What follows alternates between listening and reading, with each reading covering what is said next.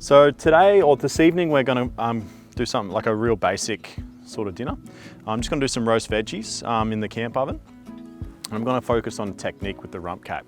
Well, tonight we're going to reverse sear it. That basically is a backwards way of thinking. It's a bit of a barbecue technique. We're going to do a little cheat on it. We're going to do it on the Weber Q tonight. We're going to bring it to an internal temperature of about 50 degrees. I've got one of these bad boys. It's a digithermometer, really important. I'm going to start the potatoes. I've got way more here than we're going to need tonight, but this is a bit of forward thinking. I'm just going to get them ready for meal tomorrow. So we're just going to roast these bad boys, and the pumpkin I'm going to do whilst the steak is resting. I'm just going to do that on the grill. So we're going to cut that a little fine. We'll get started on these bad boys. So the ones in the bottom, I'm just going to chuck in whole with a little bit of oil, salt and pepper. Leave the skins on. So I'm going to pick a few nice ones for tonight, and the other ones I'm going to cut up. So these ones here, I'm just going to do what they call Hasselback. It just sort of creates a little extra surface area. Just want to cut your knife almost all the way through it, but not all the way through it. All right. And then we're just going to oil those bad boys, salt, pepper, and then sit them on the coals at the fire over there. Now, it looks like we're not quite ready, so we're going to do a little cheat. What's the name of this camper, Glenn? Oh, the Zone RV. The Zone RV. The Zone RV has got this gas cooker next to it. It's going to save us a bit of time. A little bit of olive oil. Don't be scared of that. Salt. All right, back to the smoked pepper. I'm going to get a little smoke flavour through there with it. Not too much. If I was just using the potatoes for the rump cap, I'd probably add a little bit of the rub there as well. All right, so these guys are ready to go. I'll just prep the pumpkin. I've got a butternut here, just a half cut. I'm being super careful to keep my fingers out of the way. And I'm just gonna peel it nice and close. You can leave the skin on, it's not a big deal. I like taking it off. It's up to you though. Would you like me to put that camp oven on there to preheat it for you, sir? That would be great. Fantastic. Appreciate it.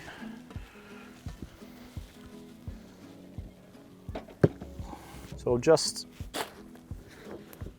take the seeds out of this tail end of it. All right, that's pretty much ready to go there. Just gonna cut it into some like nice, probably ½ inch, I wanna say, thick. You don't want them to take too long to cook, because while they're on the grill, they will burn. And we're just gonna lay them, give them a little olive oil, salt and pepper, and lay them on the grill when they're ready to go. Okay, now for the rump cap. Like I said earlier on, I like to do the seasoning right beforehand. Even with a piece of meat that's this big, I like to do it right beforehand just because I know it's going to be in there for about 40 minutes, and that's going to be enough time for that rub to really soak in anyway. So I'm just going to take him out of its bag and walk you through a couple of the features, I guess you'd call them, of a rump cap. Now this is, because of its proximity to the fat, usually the most marbled out of the rump. All right, so yeah, as you can see, there's not a lot of marbling through this one. This is the organic rump that we always stock at Super Butcher. So if you have a look at the meat, we've got our grain running this way. Like I said before, the reason we need to make note of this is because when you get a steak or a rump steak and it's cut, it's always cut this way, which leaves a longer portion of the grain in each slice of the meat, which is sort of contrary to what we want. So what I'm gonna do is I'm gonna trim this up, and I'm going to show you how you want to cut it, how you want to trim it, and how you want to prep it so that when you've rubbed it and you've roasted or you've reverse seared it, you know where to cut your steaks from. So I'm just cutting the silver skin off now. The idea behind this reverse searing process is to get it slow at the start with your smoke flavors. So like I said, if you're doing this on a smoker or you're doing it on a in your Weber, you chuck a smoking cube in there, or you use a nice flavored wood chip, and you get your smoke flavors through there. Today we're just using the technique for a temperature prep.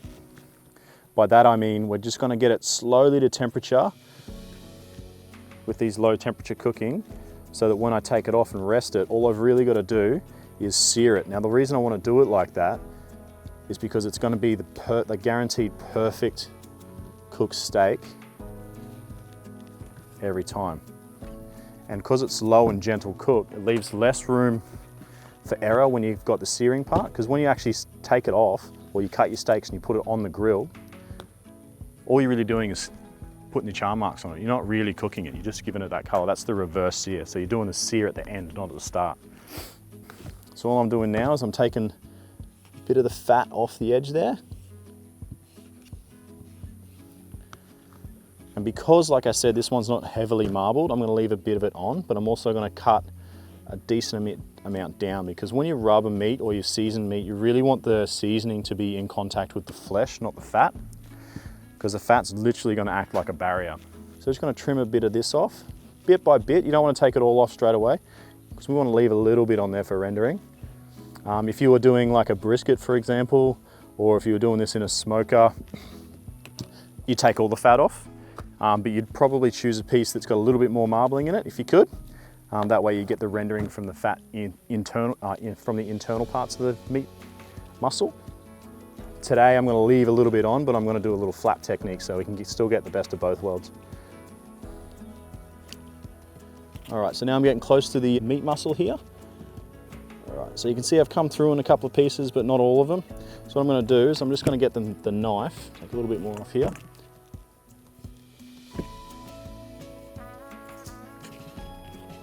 I'm just going to run it, pointing down towards the fat, because as I described earlier on today, underneath all fat is a silver skin, and that's going to be the hard part that we don't want to eat.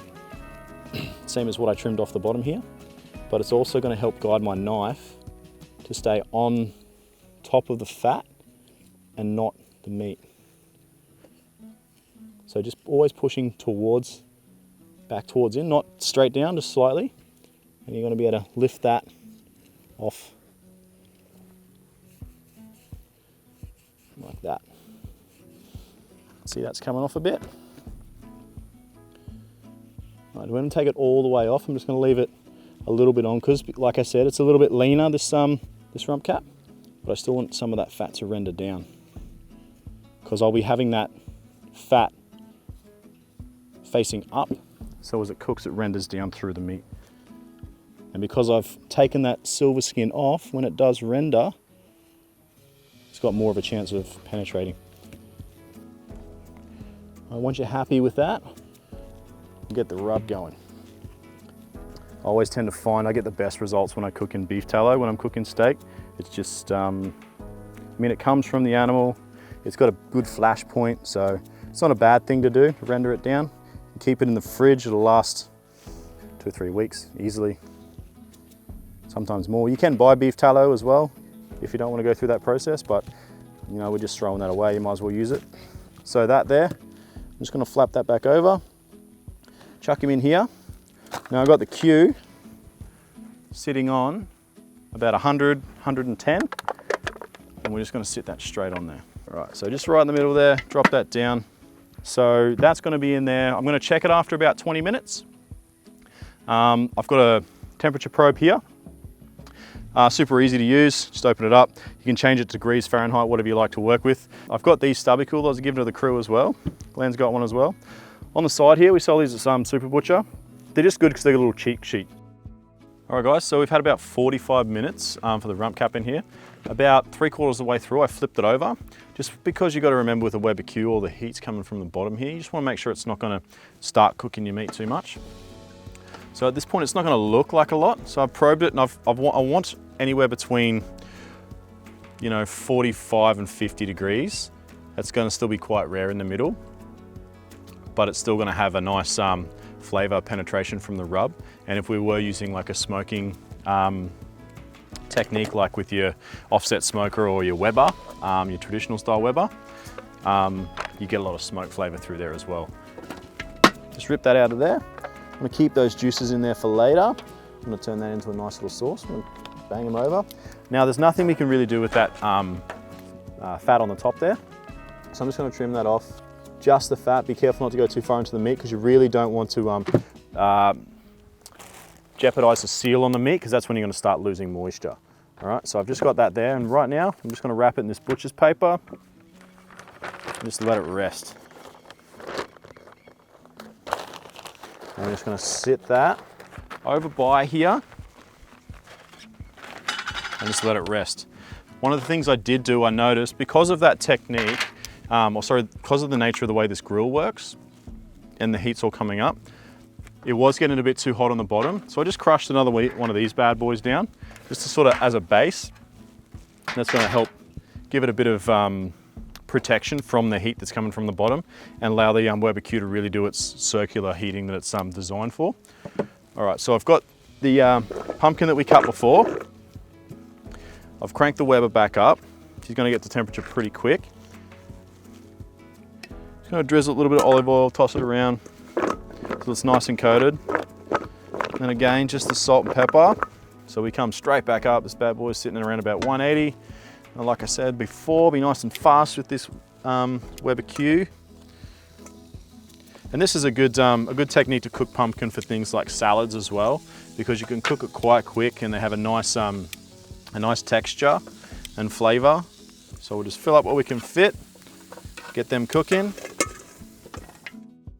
So while that's rump cap's resting, just going to punch out a little sauce using the juices that have come off and caught in that roasting tray there. So I'll just get the onions in that pan, a little bit of olive oil, get them sweating first.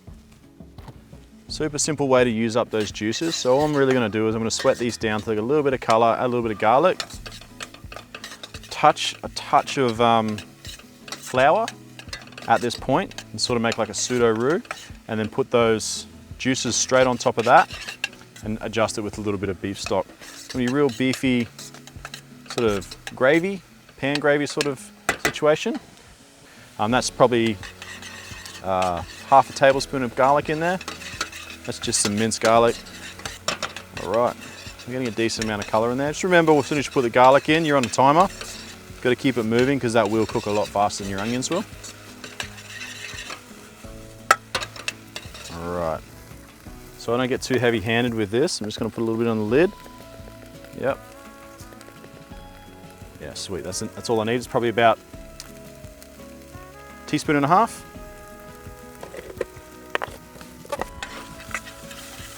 Cook that down. It'll start getting really thick and bindy real straight away. Cook it out a little bit, give it a little color. All right, just off the heat. Juices in there, just warm that up a little bit. All right, straight in there. All right, that's going to thicken up quite quickly because there's not a lot of liquid there, but we're going to straight away add some. Smell that, beautiful. Add some more stock. This stuff's Cape Grim stock. It's beautiful stuff. It's not exactly cheap, so you can use any stock you like. Let's crank that up. Let that drop a little bit. We're almost ready to finish up. Just let that come back to the boil. Make sure it's the right consistency. All right. So we're at the final stretch here. What I'm going to do is I'm just going to take this pumpkin off, let it rest. Keep it warm though, so I'm just going to chuck some chuck a lid over it or some foil over it. And just over here, I've got the potatoes I've just taken out of the camp oven. So I'm just going to use those ones that I hassled, those cuts in it. I'm just going to chuck them on the grill for a little bit, just to get a little bit of crisp on them while I prep the meat. All right, so we've had that resting for about 15 minutes now. So the grain's running this way, as you can see just from that top camera there. So that means we want to cut it along this way. Yep. All right, so I'm just going to cut a couple of thin strips off the front there, because these ones are always going to be, the thinnest part's always going to be more cooked. We've wanted to take it to an internal temperature of about 50 degrees. That outside stuff's going to be up around the medium well, as you can see. Having said that, if you do make a mistake and the internal temperature comes up too hot, just whack it off, let it rest for a minute, chuck it back on, the whole thing back onto sear, and then just slice it like you would a roast, because that's basically what you've done. But for us here, I'm going to cut some nice long steaks here. I'm going to use those 3 beautiful pieces in the middle there for us. And then now it's ready to go, I'll rip those potatoes off and start the plate up.